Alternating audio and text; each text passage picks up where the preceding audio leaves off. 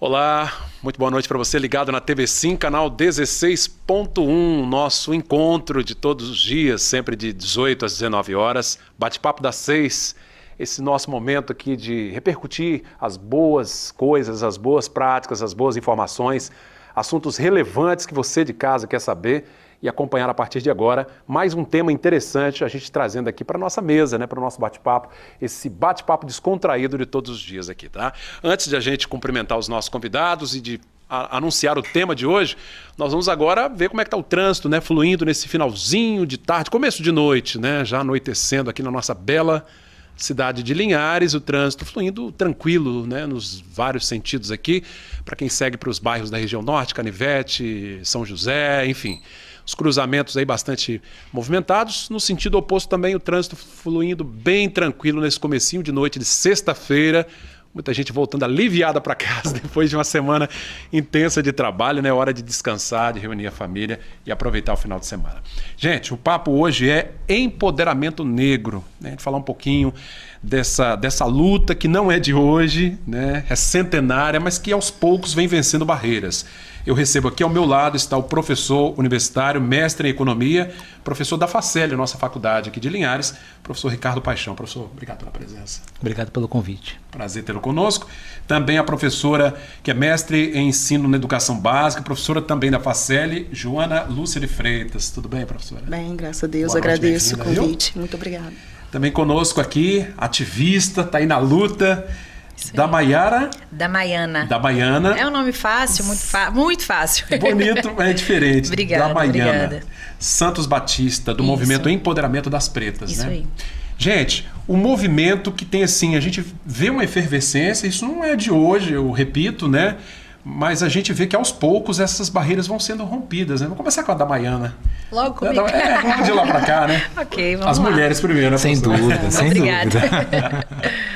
Então, eu agradeço a visibilidade que nós estamos tendo, porque poucos anos atrás, era como a professora falou, tínhamos muita dificuldade de ter essa visibilidade em Linhares, vimos muito movimentos em Vitória, outras grandes cidades e grandes capitais, né? Uhum. E hoje, e alguns 2 anos mais ou menos atrás, estamos tendo essa visibilidade, essa aceitação, como nós falamos agora, um cola no outro e vamos juntos, todo mundo está querendo realmente... Essa mobilização, né? Mobilização, todo mundo está querendo, né, se mobilizar junto e estamos muito gratos pela visibilidade. Principalmente, como eu já falei uma vez com a professora Joana, que não está sendo no mês de novembro.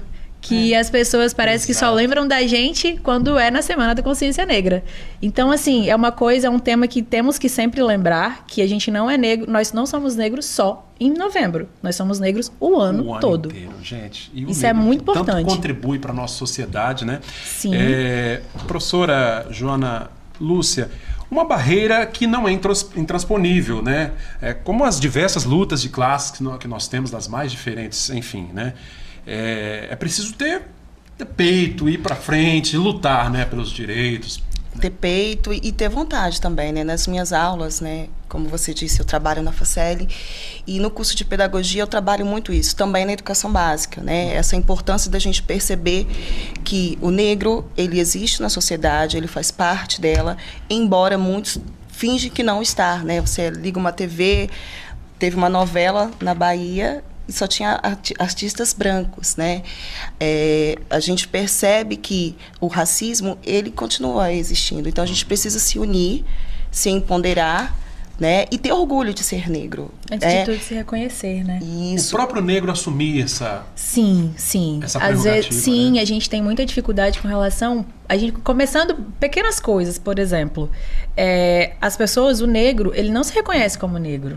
Ele tem medo de se reconhecer. Sim. Mas eu acho que não é só a questão de Brasil. Não, é muitos países. Mas o Brasil, por conta do IBGE, que desde a época da escravidão e tal, e a forma deles fazerem as contagens, né, de quem era branco, quem era índio, quem era negro, o negro não era taxado como negro. Depois de vir a miscigenação,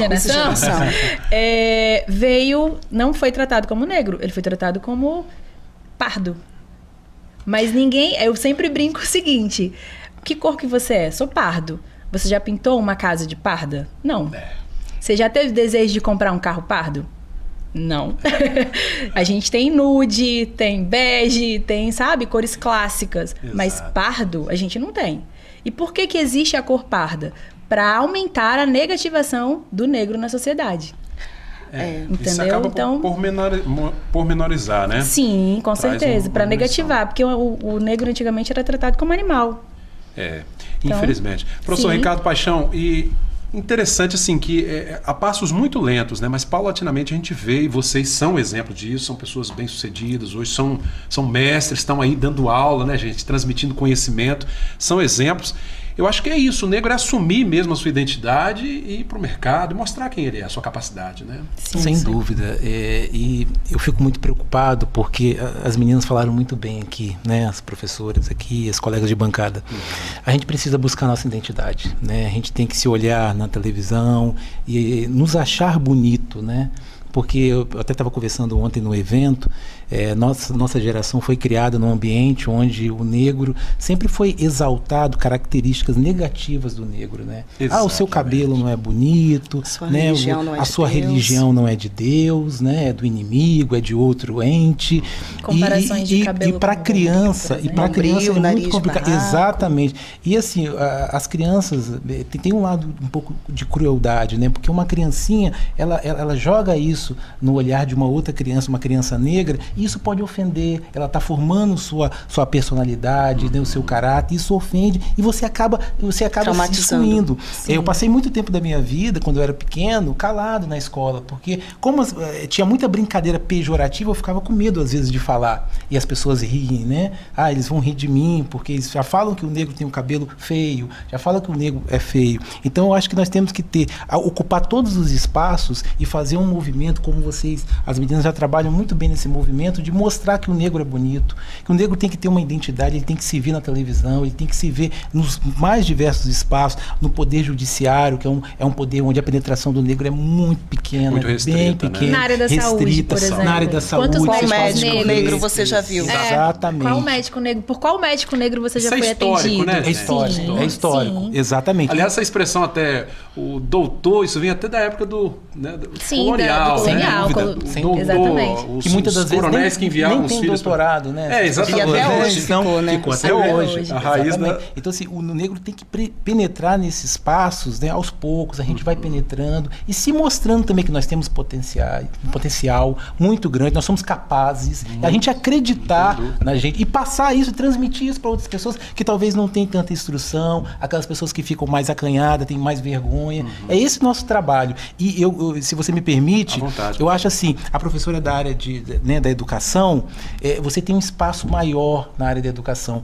No bacharelado, a gente tem uma dificuldade muito grande. É um tema transversal. Isso, né? O tema do negro no mercado de trabalho é um tema transversal, mas a gente tem muita dificuldade disso, de colocar isso num congresso, num seminário. Então, assim, esse é o nosso trabalho. É isso que eu tento a todo momento. Por isso que eu fiz um esforço grande para ontem estar no evento, né? E hoje também está aqui presente para a gente falar um pouquinho desse tema. Aliás, o professor Ricardo, já tentamos trazê-lo aqui, mas a agenda dele é muito concorrida. Ele é economista, gente, faz parte lá do Corecon, né? O conselho de vocês, um conselho muito respeitado, importante.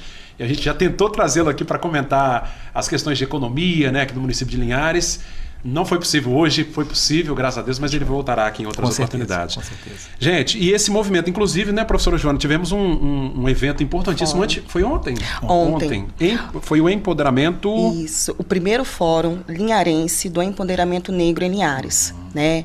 Quanto Faceli tivemos esse orgulho de iniciar, dar o pontapé inicial para que houvesse um evento com mesas redondas, com diversos profissionais na área de direito, administração e pedagogia, para se falar sobre o assunto. Olha que bacana. Né?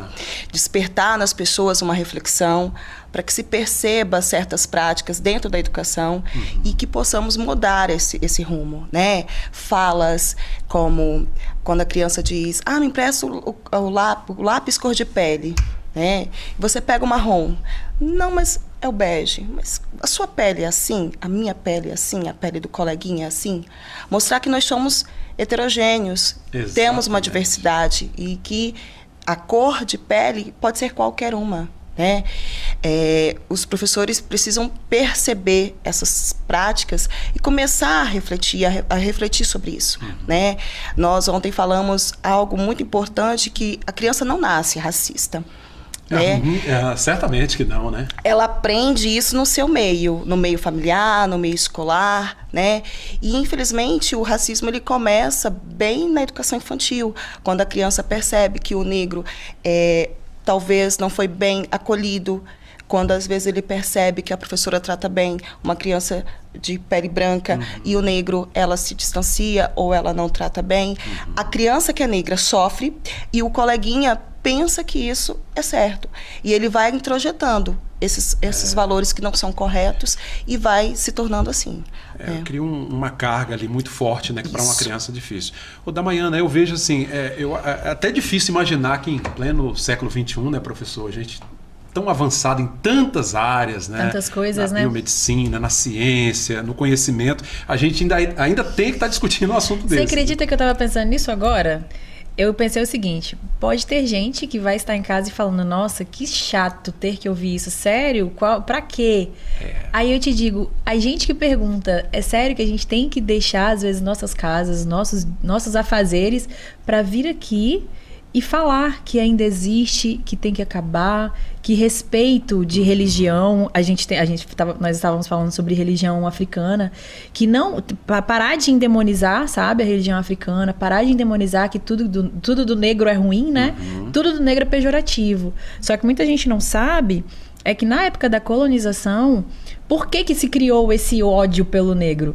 Porque na época da escravidão já existia o Japão, já existia a China, já existia outros países, né? E tinha a população era tão grande quanto os africanos. Porém, o motivo deles terem escravizados os negros era porque a África era o país mais tecnológico da época. Olha só. Muita gente não sabe, muita gente não estuda, né, sobre isso, porque às vezes não interessa, então eu não vou atrás. Era um dos países mais tecnológicos da época. Lá, a plantação de soja, a plantação de muita coisa, enquanto eles estavam buscando, tentando achar como que fazia, lá já estava acontecendo. Então, o que eles pensaram? Já que eles estão fazendo, vamos trazer ele para cá e vamos fazer isso aqui. Só que não perguntaram se eles quiseram, né? Então, simplesmente foram lá, pegaram igual você... Impuseram mesmo. Exatamente. Aliás, a história dos livros, né, que a gente conhece é bem controversa. É bem controlada, né? É isso que eu dizendo. Infelizmente, né, gente? Aliás, eu lembrava até a questão desses esses ditados populares bastante chamado de racismo estrutural. Exato. Aliás, há uma canção do Gilberto Gil que critica muito isso, né? Uma música que me lembra bem uma obra de arte do Gilberto Gil, que fala da luta de classes, né? E a música diz que aquela questão daquela piadazinha do negro que é sujão, e na música ele fala que não, que quem é o sujão é o branco, né? E tal, que o negro lavava a sujeira do branco, né? Eu lembro, negro se você... A mão da limpeza. Alguma coisa assim, se você soubesse como é bom ser negro, você tomava banho de pinche pra virar preto também. Então, assim, desde muito tempo a gente tá tentando se mostrar, sabe? Hoje mesmo eu postei uma foto que eu gosto muito de usar o meu cabelo do jeito que eu estou hoje, um moicano. Bastante original. E aí, que é um penteado, né? E algumas vezes quando eu usava, muita gente falava, nossa, não gostei. Beleza, cabelo. Entendeu? Quando eu vi a Sharon Menezes numa novela fazendo um papel da Gisele com o mesmo penteado, eu falei, caracas, eu não tô tão louca assim, sabe? Eu tô me vendo. E isso é importante, ver a representatividade, você se ver no outro. É muito bonito. Sem dúvida. Ô, Joana, ela citou aí a questão das atrizes. Infelizmente, o negro, ao longo dos anos, foi tratado nas novelas também até de maneira pejorativa, mas a gente vê alguns exemplos bacanas, né? Ela tem citou mudado, a questão tem que mudado. Isso também acaba sendo uma referência, né? Sim. O lugar do negro é onde ele quiser, é onde ele quiser lutar para chegar. O lugar, né? de todo ser humano, isso. Né? De qualquer... Mas a gente está percebendo que as novelas já começaram a inserir o negro em outras posições, né? Antigamente era fazendo serviço de empregada doméstica, né, garçom, e agora a gente já começa a perceber em outros locais, né?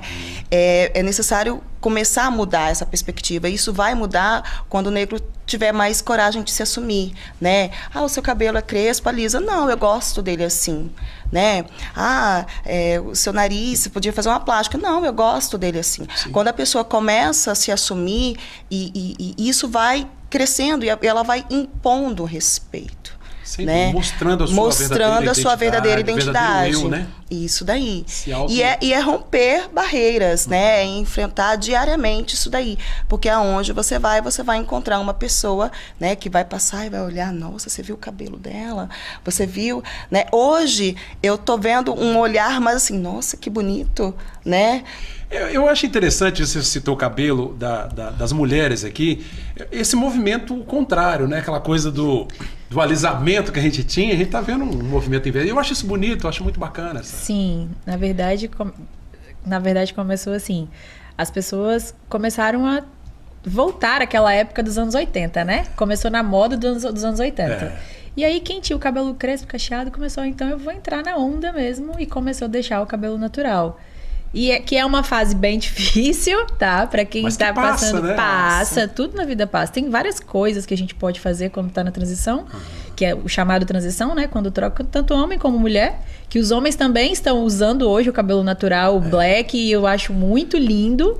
Exatamente. E né, tem que ser mais assumido. Atitude, né? Sim. Eu tenho até o esposo de uma amiga que ele tem o cabelo, ele é negro e tem o cabelo bem 4C, né? Que todos os tipos de fio tem uma classificação. E o dele é 4C.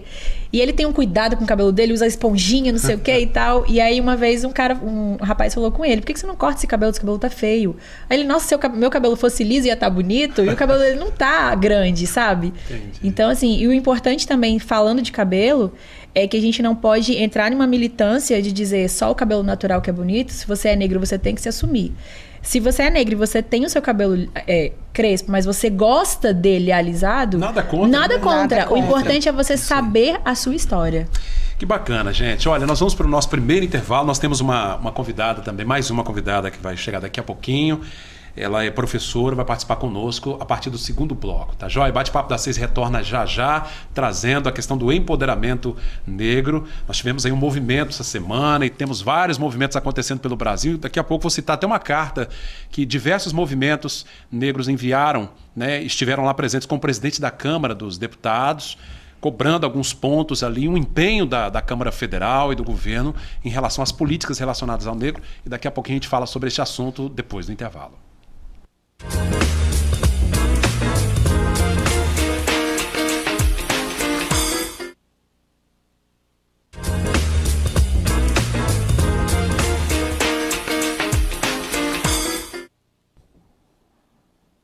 Já voltamos, né? A gente estava aqui conversando aqui no intervalo, né? Já estamos no segundo bloco e agora recebendo a nossa quinta convidada, professora, historiadora, professora Maria Valdinéia Adão. Professora, boa noite, bem-vinda. Boa noite. Prazer tê-la conosco também. Igualmente. Falando sobre empoderamento negro, trazendo esse tema, né, gente? E quero aqui cumprimentar os líderes dos diversos movimentos, né, negros aqui do município de Linhares. Temos muitas lideranças, muitos movimentos interessantes. E o movimento aqui que a Damaiana tem tocado aí junto com a galera, e um movimento que tem dado bons frutos. O trabalho também, né? Sim. Isso aí. Sempre tem um evento acontecendo e o pessoal tem que ficar antenado aí nas redes sociais, né, Damaiana? Exatamente. Começou há mais ou menos 4 anos atrás, quando aconteceu alguns atos de racismo na cidade de Linhares, inclusive alguns sites publicaram, enfim. A pessoa foi presa, graças a Deus. Foi como racismo mesmo, como nós estávamos falando, não foi classificada como injúria racial, que, né, não tem fiança, e tem as brechas, né, da lei. E a pessoa foi presa, mas ficou aquilo, sabe? Por que isso? E até quando isso? Se acontece comigo, eu tive a coragem de ir lá e falar, mas quantas vezes acontece com outras pessoas e elas não falam? Ficam caladas, sim, né? E aí conheci duas meninas que são fotógrafas, e ela falou, vamos fazer um ensaio de meninas negras? Eu falei, vamos. Aí eu falei, mas por que enaltecer a beleza negra? Por que não fazer alguma outra coisa mais, sabe? Porque A mulher negra é linda, beleza. Só que a gente tem que ter cuidado para não pegar a beleza negra e continuar fazendo o que na época da colonização se fazia, que era hipersexualizar a mulher negra. Historicamente ficou dessa forma, infelizmente. Né? Exatamente. A mulher negra é boa de samba. Se você é negra e não sabe sambar, você, nossa, tá faltando alguma coisa.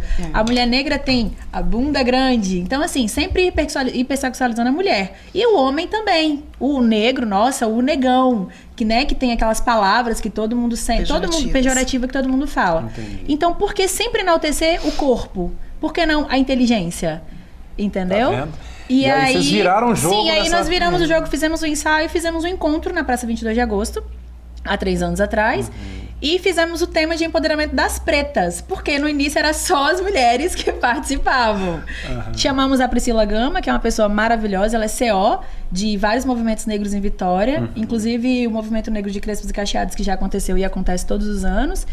E aí ela veio, fez uma palestra maravilhosa, e daquele movimento surgiu outros coletivos. Foi o gás que vocês precisavam, no sprint ali. Foi, e hoje existe o Coletivo Melanina, existe o outro coletivo que eu esqueci o nome. Coletivo Negada. Coletivo Negada, o Negro, que vai acontecer, inclusive, agora dia 22 de novembro no Bartolvino Costa. É gratuito, é uma feira maravilhosa de afropotência, de valorização da cultura afro, muitas coisas que a gente usa e não sabe que veio da África. Então, assim, vai ser lindo, maravilhoso. Eu tô muito feliz com esse crescimento. Vamos rapidinho ver, gente, alguns destaques aí sobre o movimento negro pelo país, né? A gente destacou algumas informações. Vou pedir a nossa produção para colocar. Essa mulher aí, gente, é referência, viu? É a Nina Silva, né? Ela é executiva, é reconhecida pelo movimento Black Money, se eu não me engano. Isso mesmo. Um movimento maravilhoso, empreendedora, uma mulher de negócios. O professor Ricardo Paixão sabe disso. Daqui a pouco o professor Ricardo vai trazer algumas informações sobre o mercado de trabalho, a inserção do negro no mercado de trabalho, como é que tá.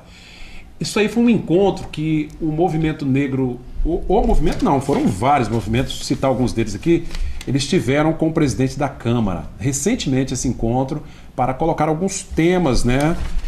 Uma carta ao presidente. Do direito à educação, direito à terra, território, justiça, direito à segurança pública, direito ao trabalho, a ratificação de tratados internacionais, o Movimento Negro Unificado, o Movimento de Negros pela Igualdade, o CONAC, né? A luta dos quilombolas, o Educafro e vários outros, né? São mais de 20 movimentos que se reuniram com o presidente da Câmara para cobrar incisivamente a aplicação e o empenho da Câmara no cumprimento dessas questões, né? Antes de a gente partir para os dados aí sobre o mercado de trabalho, eu queria perguntar aqui à professora Maria Valdinéia, que leciona já há vários anos, né, professora? Há mais de 20 anos, na estrada. Pois é, e a inserção do negro no mercado de trabalho, eu imagino que lá no início foi uma dificuldade muito grande para você também, não foi? É porque você sabe que a nossa sociedade, ela não está pronta para o negro. A sociedade... Ainda não, depois de tanto tempo, né? E isso tudo tem raízes históricas, né? A gente tem como estar explicando isso aí desde o tempo do período colonial, do período império, e enfim, né? O mercado, ele está preparado para o profissional branco. O mercado negro, o mercado ainda não tem essa preparação para esse profissional que está chegando aí. Né? Ele não recebe bem esse profissional. É muito seletivo. Uma entrevista ainda, né? de trabalho, por exemplo, quando chega um branco e um negro, há uma diferença no tratamento ali de quem está selecionando? Sim. A gente gostaria de acreditar que não, mas a gente sabe que a realidade é essa aí. Né, que existe sim. O currículo, ele vai começar, a avaliação da pessoa, ela vai começar pela aparência. Pela foto também, né? Depois eles vão analisar. Mas eu tenho certeza que analisando aí o currículo de uma pessoa negra, que tem o mesmo peso e o mesmo valor, né, do outro profissional que está ali disputando a vaga, com certeza o negro não vai conseguir a vaga.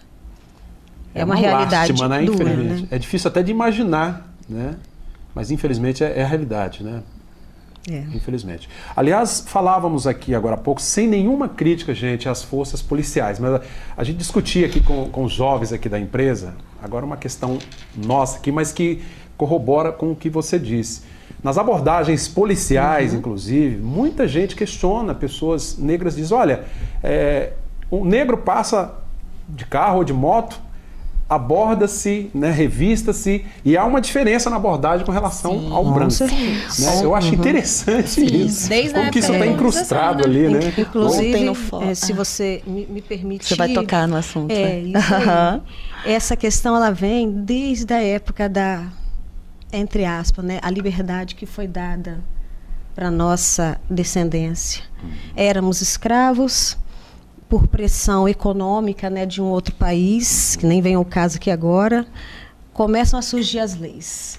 Aí vem a lei do ventre livre, um absurdo, a lei do sexagenário, outro absurdo, até que chegou-se a Lei Áurea. O que a Lei Áurea fez? Ela libertou o escravo. E libertou, deu uma liberdade sem condições de sobrevivência. Deixado ao léu, né? Isso aí. Agora, jogado ao léu. Isso aí. E aí criaram-se as favelas, que hoje são chamadas de comunidades, e muita gente é contra as comunidades e contra as favelas.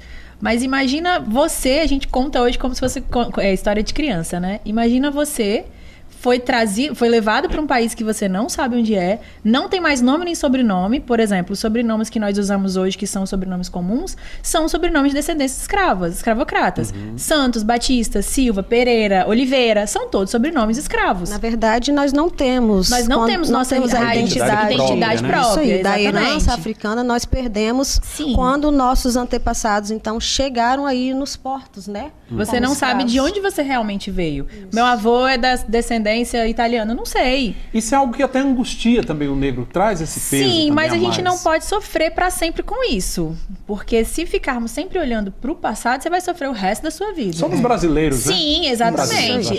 O Brasil deu errado desde o começo. Desde o começo foi um erro. Tem uma questão também que a gente tem que pontuar, que as pessoas, né, brancas, elas têm assim, parece que elas falam com orgulho de ter descendência italiana, alemã, francesa, né? Então se eu chegar e falar que eu tenho descendência africana, que eu sou um afrodescendente, as pessoas veem isso como uma inferioridade, uma coisa menor, uma coisa pequena, entendeu? E isso deixa alguns negros que eu acho que ficam constrangidos, acanhados com isso. Isso nós não podemos permitir. De jeito nenhum. Nós temos que ter orgulho das nossas origens também, né? E a gente vê o seguinte, que tanto que tentam desmerecer o negro, que a África, quando você vai falar da África, primeiro que as pessoas acham que a África é um país só. São mais de 50 completa, nações, né? Que tem na África, né? Diferentes culturas. Exatamente. O norte da África é totalmente diferente do sul. Então as pessoas acham que é um país só. E só tentam pegar as coisas ruins que tem na África. Vamos supor, um país como o Somália, que tem uma dificuldade muito grande. Então as pessoas tentam generalizar, exatamente. Mas os bons exemplos ninguém fala. Ninguém fala, entendeu? A gente tem a África do Sul. É muito rica. Exatamente. Nós temos Marrocos, temos Egito. As pessoas acham que o Egito fica na Ásia. Acham que não fica na África, né? As pirâmides do Egito, como pode ficar na África? Tanto que até hoje não exaltam isso. Tanto que até hoje não se descobriu como que construíram as pirâmides. Como que construiu as pirâmides. É um grande mistério. Se eles não tinham máquinas, não tinham nada. E como que eles conseguiram fazer? Daí os livros que você falou da tecnologia. Exatamente. As pessoas, a partir daí. E as pessoas mentem muito nesse sentido também, né? Porque Egito, África, aquele sol todo, você vê nos livros os desenhos dos reis, faraós, brancos, pardos, não como negros, né? Como que poderia ser? Mas a própria imagem do Cristo, né? De uma forma... com certeza. Né? Mas por que fizeram isso? Como que uma pessoa aceito. Ia ficar na África, né? Lá... branquinho, do olho azul, com aquele cabelo liso. Explica, né? Mas a própria mídia, ela trouxe essa imagem negativa. Vocês imaginam que segundo o pensamento eurocentrismo, né? Eles classificavam o ser humano por raças, e essas raças, de acordo com esse pensamento, ela possuía cérebros diferentes. Então, você imagina que, por esse pensamento, o cérebro do branco era o maior, porque era aquele capaz de adquirir uma maior quantidade, né, de conhecimentos. O cérebro do indígena, porque a cor da pele era um pouquinho menos enegrecida, seria o tamanho intermediário. E adivinhem qual seria o tamanho do cérebro menor de quem? do negro. E porque de onde surgiu a palavra mulato? Quando você... Até os estupros, né? Aconteceu e começou lá. Não só lá, mas foi, né? A maior parte foi na época da escravidão. Sim. Porque a negra, por exemplo, ela não tinha voz, ela não queria. Mas o cara ia lá e pegava ela, você é minha. Tem um filme que retrata muito, que é o 12 anos de escravidão, que ele é maravilhoso com relação a isso. E a mulher é literalmente um objeto. Tanto que a medicina usava tanto o negro como a negra como cobaia para fazer experimentos, para descobrir, por exemplo, como que funciona o coração. Pega um negro que ele aguenta. É igual essas frases que a gente usa, que eu falei como racismo estrutural. O negro é forte. Pega ele que ele aguenta. Abria partos normais até hoje. No SUS, uma mulher negra, ela recebe 10% a menos de anestesia em algumas cirurgias. É lamentável. Então, assim, sabe? Porque mulher negra ou homem negro é mais forte. A gente tem que desmistificar isso, porque nós não somos mais fortes que ninguém. Muito pelo contrário. Conversa fiada, né? Sim, exatamente. E eu gostaria até de colocar aquela questão do embranquecimento, né? Do branqueamento, porque nossa, quem fala passou isso não entende de genética. Vamos lá, então, como é que foi isso? Depois da chamada Lei Áurea, né, o negro foi para as ruas. E aí constatou-se, então, que o Brasil, pelo menos a capital, né, Rio de Janeiro, na época, era uma capital negra. E por esse conceito aí, né, do cérebro de negro, cérebro de branco, decidiu-se que deveria se branquear um pouco a população brasileira. E aí começam a vir as levas de imigrante, vêm as imigrações subvencionadas, né, patrocinadas então pelo governo, com que intenção?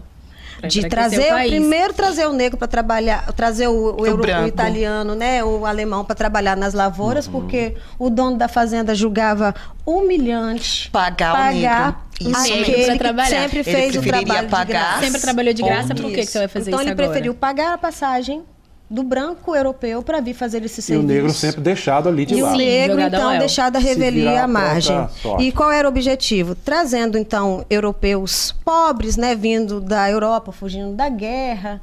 O objetivo era que esse europeu ali, né, no meio popular, ele, então, se misturasse com o negro e começasse a clarear, seria aí a miscigenação, né? Até porque brasileira. Eles queriam fazer alianças com outros países e não estavam conseguindo porque tinha muito negro aqui no lugar, entendeu? E aí vem a questão dos ditos populares, como ela coloca ali. Vamos tocar nesse assunto, eu acho importante, a gente falava disso no outro bloco, essa questão, são frases tão chulas, né? Tão depreciativas. A coisa tá preta. Tão triste de se ouvir, né? Mas que, na verdade, eu falo que a pessoa, como você falou, que a criança não nasce racista, ela se torna racista, né?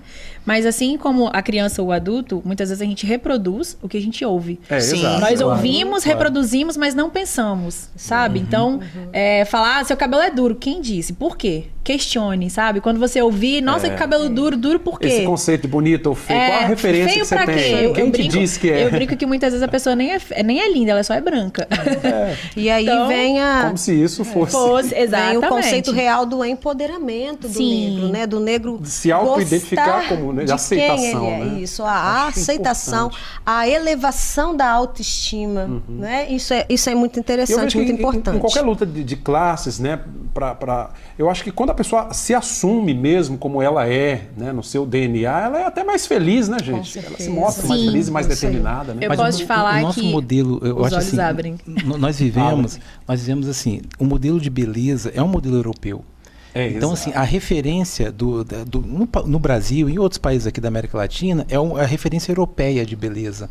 E por isso que, tendo esse modelo, para o negro, então, ele fica numa condição de inferioridade. Por isso que nós ficamos anos da nossa história combatendo isso, né? Tentando lutar para isso. Então, nós temos que ver que a beleza tem outras possibilidades. Temos negras lindas, negros lindos também. E o negro tem que se ver como bonito. Mas isso é um processo, não é uma coisa simples, é um processo longo, que esses movimentos aí que nós participamos, a gente tem que trabalhar para construir isso daí. Sem dúvida. E se você me permite, eu só queria voltar à questão do mercado de trabalho. Vamos falar do mercado de trabalho. É muito importante essas informações que a professora colocou muito bem. O negro entra em desvantagem em qualquer seleção, ele tem que provar mais que ele é capaz de fazer algo a mais, né, comparado com o branco. E aí nós temos as pesquisas do IBGE, né, que é um órgão sério, uma pesquisa é a PNAD, e tem algumas informações que são relevantes. Eu apurei aqui, os últimos dados são de 2017, da PNAD, e aí coloco o seguinte: 3 setores que são mais importantes, que o negro está bem superior ao branco, né, em quantidade dos setores. É o setor de construção civil, agropecuária e serviços domésticos. São setores que tem mais negros do que brancos. Muito mais construção civil e comércio. E serviços domésticos. Então, o que acontece? Esses setores, a renda média desses setores, desses profissionais, é bem menor. É mais baixa. É mais baixa. Então, assim, o negro já está numa situação de inferioridade em termos de rendimento, porque ele está polarizado naqueles setores onde a renda média é mais baixa. Tá? Um outro dado importante é o seguinte, é o salário, o rendimento médio, né? A gente tem um rendimento médio do branco de R$ 2.615. Do negro, você tem de R$ 1.516. Então, só aí já dá para ver que é em torno de 60%, né? O negro recebe 60% do valor do branco. Confirmo o que a professora falou. Exatamente. Então, mas por que o negro recebe 60% do branco? Né? Ele tem capacidade de desempenhar, talvez até melhor do que o branco, entendeu? Então, isso é um processo histórico que construiu isso na sociedade. Então, tem um outro dado, só para a gente fechar, que é a questão da informalidade. Não deu para falar ontem no evento, né, porque acabou me estender um pouco mais. A informalidade. No país, nós temos uma estrutura que o mercado informal ocupa 40% dos postos. Então, 60% é formal, 40% informal. E aí, o negro, ele ocupa o quê? Dessa informalidade, ele está com 46,9% são negros que ocupam o regime informal dos nossos setores. Não tem carteira assinada, não tem os benefícios que a Previdência, as garantias, enquanto o branco está com 33,7%. Isso só exalta que nós precisamos continuar lutando, que nós temos muito a avançar nessas questões. E em minhas aulas, eu trabalho também esses dados e faço a reflexão do porquê. Por quê? Fica uma grande interrogação. E aí você tem que se remeter à educação, né? O fato de ter vergonha de se assumir como negro é porque ele vai absorvendo todo esse preconceito e acaba desistindo de estudar. Quando ele não desiste, a escola, por qualquer coisa, dá transferência. Ela faz ele desistir. E essa transferência é para onde? É para lugar nenhum. Quantas crianças que desistem da escola, desistem de estudar, porque se sentem à margem da sala de aula. Elas acabam desistindo, e aí a escola muitas das vezes chama a família, pega a transferência, leva para outra escola. Na verdade, não levou para escola nenhuma. Essas crianças ficam aonde? Na rua. E na rua elas aprendem coisas ruins. Sem informação, não Dali a pouco você vai ver aquela criança onde? Na população carcerária, que é o nosso outro calcanhar de Aquiles na nossa sociedade. E não é só isso não, professora. O que acontece? A condição econômica da família, como o professor aqui falou. Como a família negra, ela ganha menos, existe essa necessidade do jovem negro ingressar cedo no mercado de trabalho. Para auxiliar na renda, para sustentar a si e ele outros. Trabalha o dia todo, ele está cansado. Não é que não existe a oportunidade para ele, mas ele acaba desistindo no meio do caminho, porque a vida ela se mostra muito difícil para ele. Severa, né? É mais complicado, parece, né? Parece que é igual, eu vi uma matéria esses dias sobre uma repórter de uma emissora que foi trocada, né? Era uma branca e virou ela que é uma negra. Exatamente. E aí, uma matéria do pessoal dos bastidores, a matéria saiu. Os erros da nova apresentadora. Quais eram os erros? Ela estava nervosa, como todo mundo fica, como nós estamos aqui, entendeu? É possível que se fosse uma branca, talvez as críticas seriam... Sim. Houve a demissão das pessoas que criaram essa matéria, né? Para causar a polêmica que aconteceu. Mas o negro, o negro, ele, por ser negro, ele tem que se sobressair, tem que ser perfeito, porque se você não for perfeito, não dá. Nós precisamos